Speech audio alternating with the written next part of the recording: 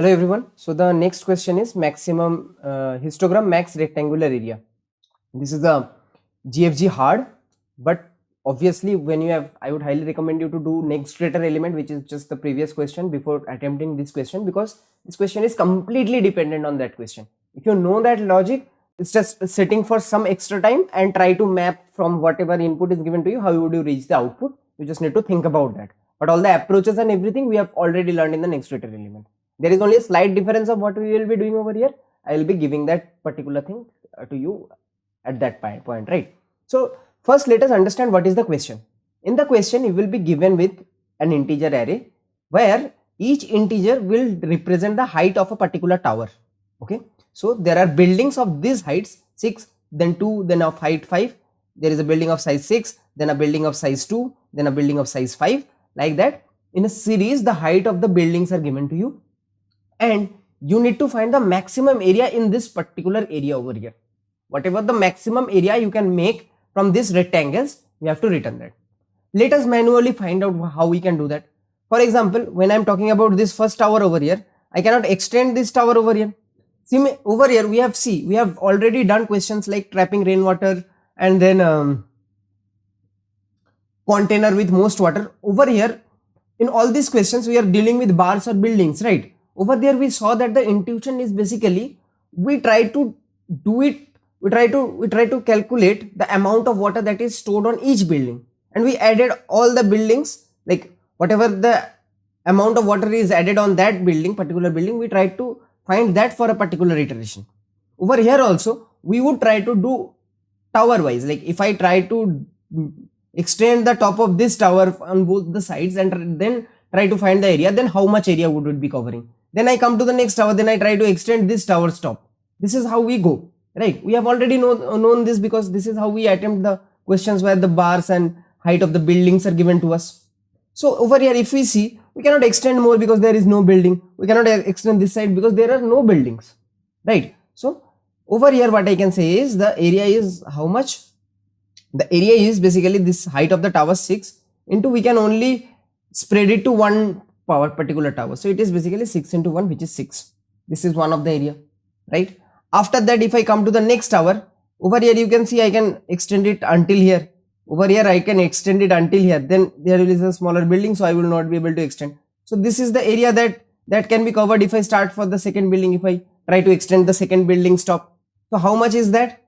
This particular thing is, the building itself is of height 2 and it is extending to a width of this 4 over here. So 2 into 4 gives me how much? 8. So this becomes the new maximum now. After that, let's move to the next tower. Obviously I cannot extend on both the direction, it is a standalone tower. So basically it is of height 5 and it is of 1 width, so 5.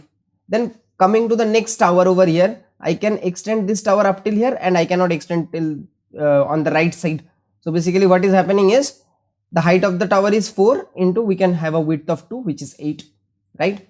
Coming to the next tower over here, this can be extended all the way till this side and all the way till this side. So the size of the array is 7. You can consider the width of this tower will be 7, and of course it has a height of 1, so 1 into 7 gives me 7. Next, coming to the next tower over here, if you try to extend this, you can only extend it on one direction.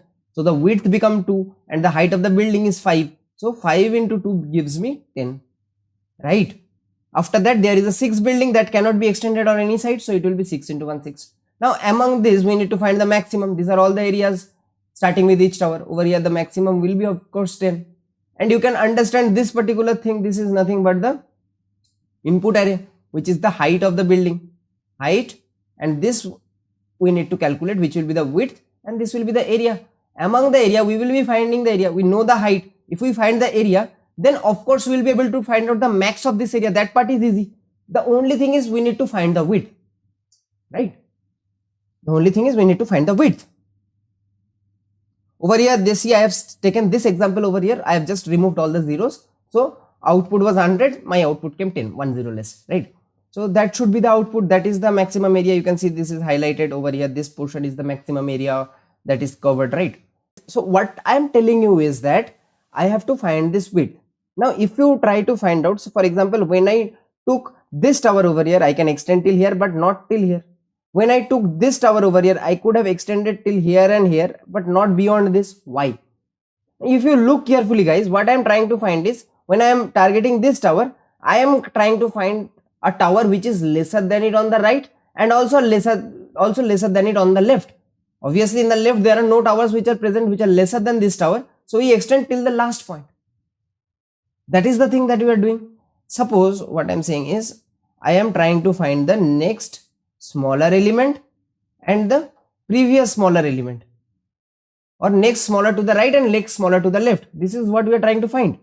Suppose if we find that earlier in next greater element, if I try to find for whatever is the greater element of 6, first this 6, suppose if we wanted to find, it would obviously have been -1. For this 2, it would have been this 5 over here, right? It would be this 5. But instead of writing the element directly, what I will be doing is, I will just write the index of it. For example, the next greater element of 2 is present at index 2. That is what I mean. I can do that. That is just a normal modification. Let me just show you. Over here, what we did was, we added the direct element to the list, right? ARR of I we added. But what we could do was, we could have just added I, which is the index. This question would have gone wrong, but I am just telling you. If I just add the index, that okay, this current index element is done, then what changes do I need to make the code? Obviously, when we are trying to compare this st.pick with the element directly, then we will be having a problem, because ARR of I is an element. But st.pick, inside my stack, I am not storing the direct integer, I am storing the index. So while checking also, I should check the array element which is present at index st.pick. This is the change that I need to make if I wanted to, instead of returning the elements directly, if I wanted to return the index of the elements which are greater, I should have just made these two changes. Instead of adding the element, I should have added the index, and instead of comparing it with the element of the stack, we are just comparing the element which is present at index of the top element of the stack. I hope this is clear. So with this simple modification of code, I can do this. Now what I'll do is, I'll try to find out the next smaller element for each of the elements over here, but I'll write their indexes. For example, first there is 6, the next smaller element is 2, which is present at index 1. Then there is a 2, the next smaller element is 1, which is present at index 4. Then there is a 5, the next smaller element is 4, which is present at index 3. Then we come across a 4. This 4 has the next smaller element as 1, which is present at index 4. Now guys, see, this is very important. We find a 1. Now over here, there are no smaller elements towards its right. In that case, when you are doing it towards the right, we will find that, okay, there is this length 7 which is not a valid index. Over here, we will consider the smallest tower is present. So when you are trying to find the next smaller element for this one, it should be the element which is present at index 7, which is the length of the array. No element is really present over there, but I will consider that this is the index where the next smaller tower is present, because I can extend this up till the last position. So until index 7, we will be able to extend it. So assigning this as 7, but we will be moving to one place lesser than 7, right? So over here, the next smaller element of 1, I am telling, is located at index 7. After that, for this 5 over here, the next smaller element is again this 7 over here. Okay, so we put 7, and for this 6 as well, it is 7, right? And for this array, we will also find the previous smaller element. So to find the previous smaller element, guys, see, for the first element, it will be obviously the first previous element. I will be considering it is present at this index over here. So I will be writing -1 for this. Now for this 2, there are no previous smaller elements, so I will write it as -1 only. I will consider that in -1 it is present. For 5, the previous smaller is 2, which is present at index 1. For the 4, then previous smaller is 2, which is present at index 1. For this 1, again there is no previous smaller element, so we write -1. After that, there is a 5, the previous smaller element is 1, which is present at index 4. Then 6, then previous smaller element is 5, which is present at index 5, right? So this is what we have found, that until this position I can extend towards the right, and until this position I can extend towards the left for any particular tower, right? So just let us check for this. This is 3, 1. So this tower at 2, I am saying that before 3 I can extend. Okay, so I will extend till before 3, so it will be stuck over here only. And towards the right I can go till index 1, but this 1 and this 3 are not included. So basically this is only this tower only, not even going ahead, not even going backwards, right? This is at index 2, this is index 3, this is index 1.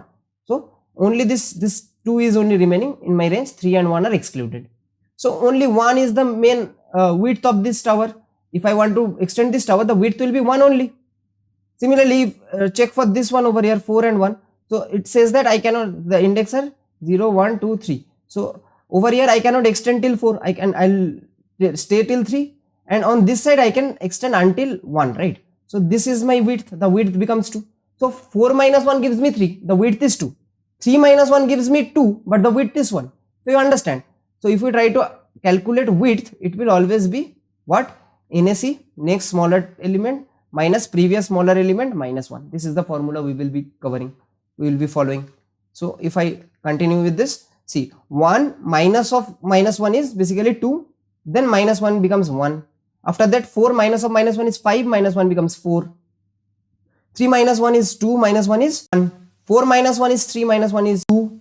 7 minus of minus 1 is 8, minus of 1 is 7. Because you see what will be the width of this particular thing. It will be extended up till here, up till here. So 1, 2, 3, 4, 5, 6, 7. That will be the width, and that is what we are calculating at every iteration. After that, 7 minus 4 is 3, minus 1 is 2. 7 minus 2 is 1. 7 minus 5 is 2, minus 1 is 1. So this is the width that we have got. Now if you carefully observe, guys, this thing over here, it is exactly same as this thing over here. We have found the width. Now once we have found the width, we already have the height area as our question. We can easily be able to find the area and also find the max of it. As simple as that. This is just a development on this next greater element or small previous greater element, whatever the thing is. We also, the previous question only we discussed the next greater element, and also how would you do the variations like previous greater element, next smaller element, or previous smaller element. We discussed all this, and you just had to find out the pattern that when we try to extend each of the tower from its topmost level, it will stop when it finds the next smaller element. Towards the right also it will stop as soon as it finds the lesser element, and towards the left also it will find as soon as it finds the smaller element. As simple as that. You have to just finish this observation, and rest of the things were just aligned from the previous question. Now before coding this up, just think we can make 3 arrays, one for the next smaller element, one for the previous smaller element, another for width, maybe another answer array also we can make, where we multiply this width array along with the given array to us. We can do this, and then with the answer array we can again iterate through the answer array and find the maximum. Or in order to optimize this, what we can do is we can find the next smaller element. After that, we iterate through the array once and find the previous smaller element in a variable. All these values minus 1, minus 1, 1, they will be stored as in a variable in each iteration. Also in that iteration we can find the width as well as the area, as well as also keep account of max in one single iteration. So in one iteration we will find the next smaller element. This iteration we need to iterate from the back, and then when we are iterating from the front, we can calculate all the 3 things: the previous smaller element, the width, the total area, and as well as keep a track of the max as well. So let us do that. You can do this, like you can do as like take separate arrays for that. It will increase your space complexity, and you need to iterate again and again. So it will be linear only, but there will be order of 3 or 4n, or you can do it in order of 2n using only one extra array. So let us code it up. So first I will find the length of the array that is given to us, right? After that, what I will do is I will take this, I will need to find the next smaller element. So next smaller to the right, this will be an array of size n, right? After that, I will take a stack in order to do it in linear time. Name it as st stack. After that, I will be iterating from the last in order to find the next smaller element. So for int I equals to n minus 1, I must be greater than equals to 0, I minus minus, right? And obviously guys, we in this array over here we will put indexes of the elements that are next smaller, right? Not the element directly. For that I had need to push the similar index only in the stack, and also while checking comparing with the current element with the stack element, we will compare the current element with ARR of stack.pick, because in my stack.pick there is an index that is stored and not the element directly. In previous case it was the element directly. So what we do is, the first step is obviously to remove all the elements. So while my stack is not empty, is empty, and I will add a not sign at the starting. So if my stack is not empty and stack my ARR of stack dot peak, if that is now greater than equals to, if it is greater, we should remove now because we are trying to find the smaller element. If that is greater than the current element, then what do we do is we keep popping. After the pop operation, after removing from stack, I find the answer. So if my stack is empty after the operation, if my stack became empty, so there are no smaller elements. So what I should do is I should write next smaller to the right of I should be initialized with n, because not -1, because at the end if we consider that a smaller tower is present at the end, so it will be present at location n, because at till location n-1 there are already towers. So we will consider a smaller tower is present at location n. And if the stack is not empty, that means we have stopped on when we found a smaller element to that. So then my next smaller to the right will be initialized with the index of whatever the element is there at the top of the stack. So stack dot peak, it will hold the index, and that will be assigned in my NSR, right? After finding the next smaller element, all the other things, the previous smaller to the left or the next smaller to the left, and the width of the tower and also the area and max, all these things will be doing it in one single iteration. So I'll take variables. So next smaller to the left, okay, that I'll initialize with -1. Int width also we will do it as -1. Also int max we will take it as -1, right? These are the things that we will take. Also we can take a variable of area. We can do it directly also, or we can take a variable, right? Whatever it is. So these are the 4 variables. Remember, these are not arrays, these are variables. So I will iterate from the first of the array. Int I equals to 0, I less than n, I plus plus, and after that first this thing only I will do. Okay, I will need to clear the stack so that I can reuse it. So I will clear the stack. After that I can do the same thing, right? This particular thing I will do. Okay, after this second step, guys, after this second step I should add the current element to the stack. So stack dot push, not the current element but the current index, right? This I have missed. So I will do all these things over here as well. Over here also I will do all these things. If the stack is empty and the current element is greater than, then I will start popping, and then after I come out, if I find that the stack is empty, I am calculating next smaller to the left. Now it will be equals to what? If the stack is empty, it will be -1 this time, and if the stack is not empty, then my next smaller to the left will become, okay, I have missed a semicolon over here. My next smaller to the left will become what? My stack dot peak. Whatever the index is stored in the stack dot peak, that will be my next smaller element to the left, right? After that I push the element, but before pushing the element we can do the other things as well, because I have both my NSR next smaller to the right and next smaller to the left, both the variables are there with me, so I can easily find the width. My width will be next smaller to the right of I minus next smaller to the left NSL minus of 1, and your area will be what? Area will be whatever the height array is given to us, that multiplied by the width, and I will also keep track of the max. Max will be math dot max of what? Math dot max of whatever the value of max is. From this iteration we will be on the fly, we will be calculating this next smaller to the left, calculate the area, calculate the width, area, and also keep the track of max. So after coming out of this loop I can return this max over here, that will be our answer, right?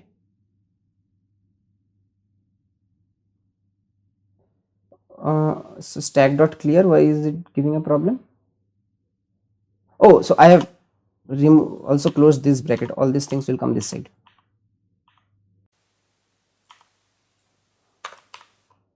Okay, so I have placed the bracket, I have by mistake closed the class bracket over here. So yeah,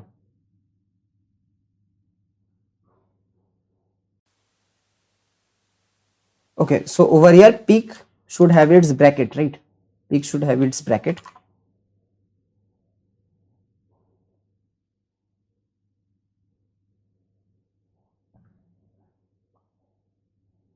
Okay, so the answer is matching. Let me submit this.